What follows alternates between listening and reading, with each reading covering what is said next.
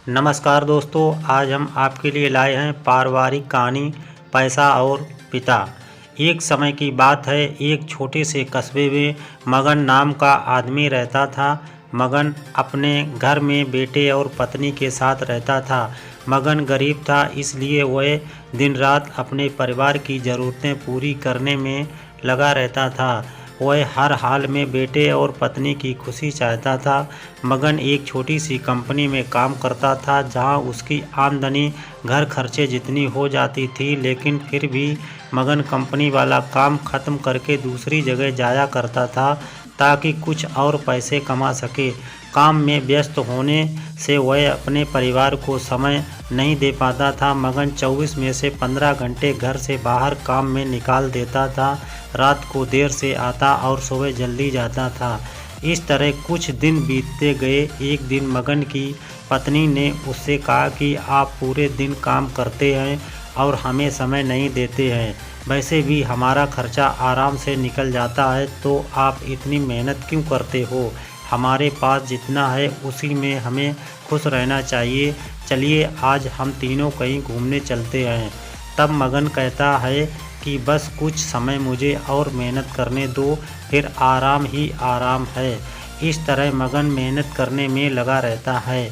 उसका बेटा भी उससे अक्सर कहता रहता था कि पापा आप मेरे साथ खेलो, बैठो और मुझसे बातें करो, लेकिन मगन हमेशा काम के लिए कहकर कभी उसे समय नहीं दे पाता था। कुछ समय और बीता। अब मगन की किस्मत चमकी।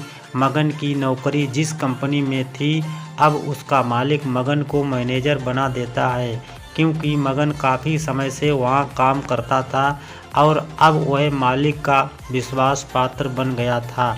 मैनेजर बनने के बाद मगन बहुत अमीर हो गया। उसकी आमदनी अच्छी खासी थी। अब वह कुछ भी खरीद सकता था।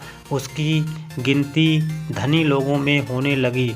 पत्नी और बेटा बस कई बार कोई चीज़ मांग लेते तो वह तुरंत हाजिर कर देता था।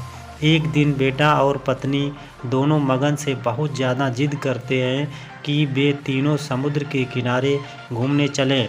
मगन कहता है कि ठीक है, आज चलेंगे, लेकिन मुझे कंपनी में थोड़ा काम है, इसलिए तुम दोनों समुद्र के किनारे पहुँचो, मैं सीधा कंपनी से काम ख़त्म करके पहुँचता हूँ।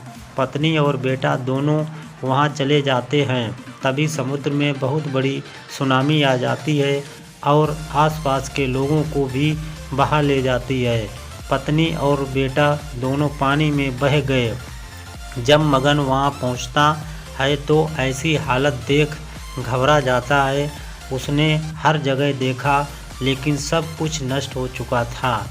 उसे यकीन हो गया कि उसकी पत्नी और बेटा भी बह गए।